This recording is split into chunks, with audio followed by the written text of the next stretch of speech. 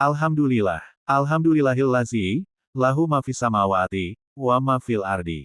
Walahul hamdu fil akhiro, wa huwal hakimul khobir. Ya'lamu ma yaliju fil ardi, wa ma yahruju minha. Wa ma yanzilu minas samai, wa ma ya'ruju fiha. Wa huwar rohimul ghafur. Segala puji bagi Allah yang memiliki apa yang di langit dan di bumi, dan baginya segala puji di akhirat. Dialah yang maha bijaksana lagi maha mengetahui. Dia mengetahui apa yang masuk ke dalam bumi, dan apa yang keluar darinya. Dia mengetahui apa yang turun dari langit, dan apa yang naik ke sana. Dialah yang maha penyayang lagi maha pengampun. Wahai saudara-saudariku jemaah sholat Idul Adha yang dirahmati Allah. Dua ayat pertama surat Saba ini, mengajak kita untuk menyelami dua hakikat agung yang terkandung di dalamnya. 1. Allah pemilik mutlak segala sesuatu. Tidak ada sebutir debu pun yang luput dari pengetahuannya. 2. Rahmat dan ampunannya meliputi langit dan bumi, meski dosa-dosa kita sebanyak butiran pasir di padang gurun yang luas. Maha suci Allah yang maha agung, yang memperlihatkan tanda-tanda kekuasaannya di ufuk-ufuk langit dan dalam diri manusia. Dia menjadikan pujian hanya untuknya, di awal dan di akhir, yang lahir maupun yang batin. Asyhadu alla ilaha illallahu wahdahu la syarikalah. Lahul mulku, wa lahul hamdu, yuhyi, wa yumitu, wa huwa ala kulli syai'in qadir. Aku bersaksi bahwa tiada Tuhan selain Allah, yang Maha Esa tiada sekutu baginya. Miliknya segala kerajaan dan pujian, Dia yang menghidupkan dan mematikan, dan Dia Maha Kuasa atas segala sesuatu. Wa asyhadu anna Muhammadan abduhu wa rasuluh. Balagor risalah, wa adal amanah, wa nasohal umma. Fajazahullahu khairo majaza nabiyan an umatih. Aku pun bersaksi bahwa Nabi Muhammad adalah hamba dan utusannya, yang telah menyampaikan risalah, menunaikan amanah, dan memberikan nasihat kepada umat. Maka Allah membalasnya dengan balasan yang lebih baik yang pernah diberikannya kepada seorang nabi bagi umatnya. Amma badu, innallaha wa malaikatahu, yusollu alan nabi. Ya ayyuhallazina amanu, shollu alaihi wasallimu taslima. Selanjutnya, sesungguhnya Allah dan para malaikatnya bersolawat untuk nabi. Wahai orang-orang yang beriman, bersolawatlah kamu untuk nabi dan ucapkanlah salam penghormatan kepadanya. Dalam surat Al-Ahzab ayat 56 dipahami bahwa Allah dan malaikat-malaikatnya memberi salam penghormatan tertinggi yang kita kenal dengan istilah solawat atas diri Rasulullah Shallallahu Alaihi Wasallam. Dan Allah pun memerintahkan kita sebagai umatnya untuk bersolawat kepadanya. Dengan solawat yang telah diajarkan beliau dalam hadits riwayat Bukhari, nomor hadits 5881, yang berbunyi. Allahumma sholli ala Muhammadin abdika, wa rasulika. Kama sholaita ala Ibrahim, wa barik ala Muhammad, wa ala ali Muhammad. Kama barokta ala Ibrahim, wa ali Ibrahim. Usikum wa nafsi bitaqwallahil aliyil azim, fis siri, wal alaniyah. Faqad qalaullaha tabaraka wa ta'ala fi suratil Maidah. Ya ayyuhallazina amanu taqullaha, wabtahu ilaihil wasilah. Wajahidu fisabilihi, la'alakum tuflihun. Aku wasiatkan kepada kalian dan diriku sendiri untuk takwa kepada Allah, baik secara diam-diam maupun terang-terangan. Allah subhanahu wa ta'ala berfirman dalam surat Al-Maidah ayat 35 ini, wahai orang-orang yang beriman. Bertakwalah kepada Allah dan carilah wasilah jalan untuk mendekatkan diri kepadanya dan berjihadlah di jalannya, agar menjadi orang-orang yang beruntung. Jemaah sholat Idul Adha yang dirahmati Allah. Saudara-saudariku seiman, ketahuilah. 1. Ketakwaan atau kesolehan adalah dasar keselamatan. Bertakwa bukan sekadar takut, tetapi mengikat diri dengan perintah Allah dan menjauhi larangannya. Jaga sholat, tunaikan zakat, pelihara lisan, dan jauhi maksiat. Takwa adalah perisai dari azab dunia dan akhirat. 2. Wasilah atau sarana tangga kedekatan dengan Tuhan. Dekatkan diri kepada Allah dengan ibadah yang ikhlas, sedekah yang tulus, mempelajari Al-Quran untuk diamalkan dalam kehidupan nyata, dan menghidupkan sunnah nabinya.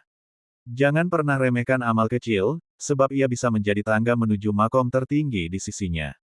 3. Jihad kita sekarang ini, bukan lagi jihad perang di medan laga. Jihad terbesar kita adalah melawan hawa nafsu, menegakkan keadilan, mendidik keluarga, dan bersabar atas ujian. Berjuanglah dengan ilmu, harta, tenaga, dan jiwa untuk meninggikan kalimat Allah.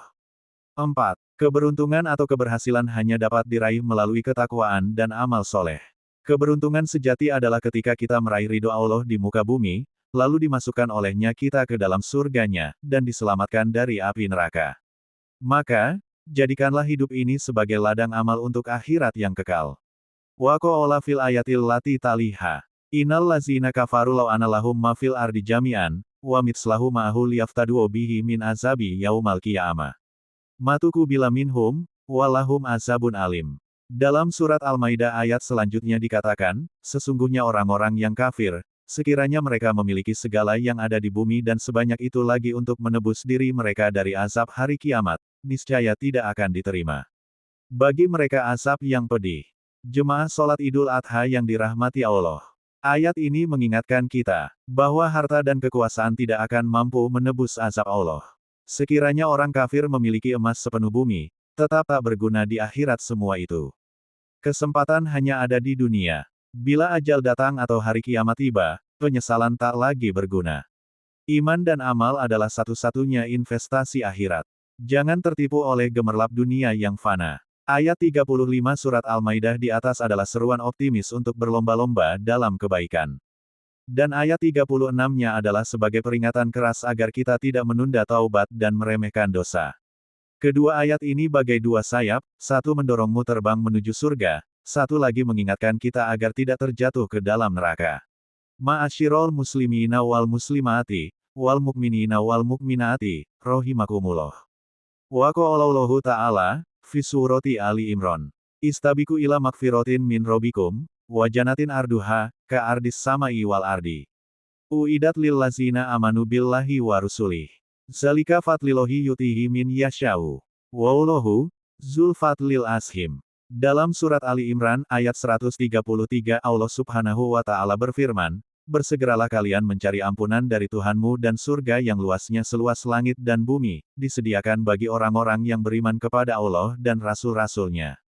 Itulah karunia Allah, diberikannya kepada siapa yang Dia kehendaki. Allah, Dialah pemilik karunia yang besar. Wa qala fil ayatil lati taliha. Wal lazina yunfikuna fis saroi was soroi. Wal ka'aziminal goizo, wal afina anin nasi, wallahu yuhibul musinin.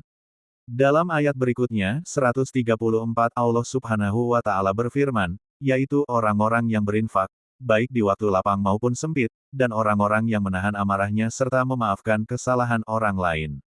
Dan Allah mencintai orang-orang yang berbuat kebaikan. Wa qala fil ayatil lati taliha.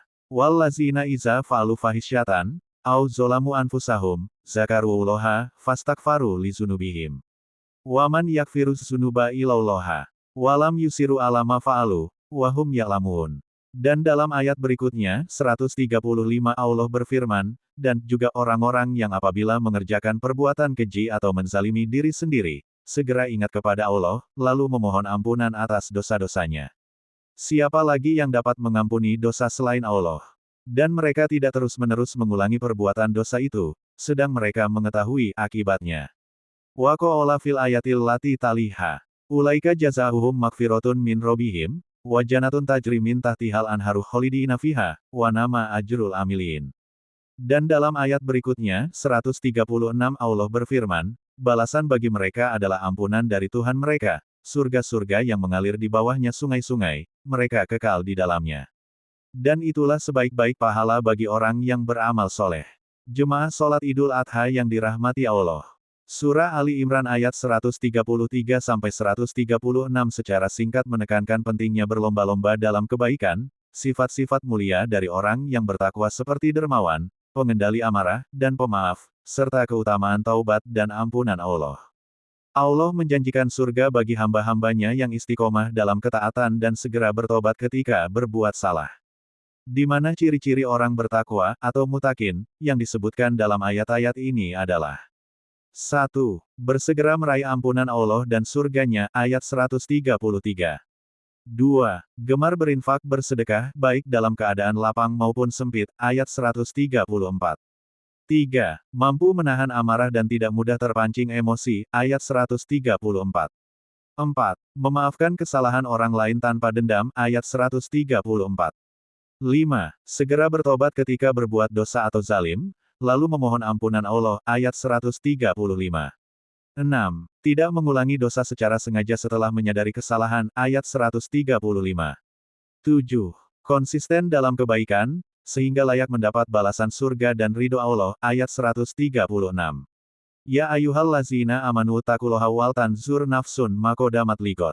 Watakuloha, inauloha khobirun bima ta'maluna. Wala takunu kallazina nasuloha, fa'ansahum anfusahum. Ulaika humul fa'asikun. Wahai orang-orang yang beriman, bertakwalah kepada Allah dan hendaklah setiap diri memperhatikan apa yang telah diperbuatnya untuk hari esok yaitu akhirat.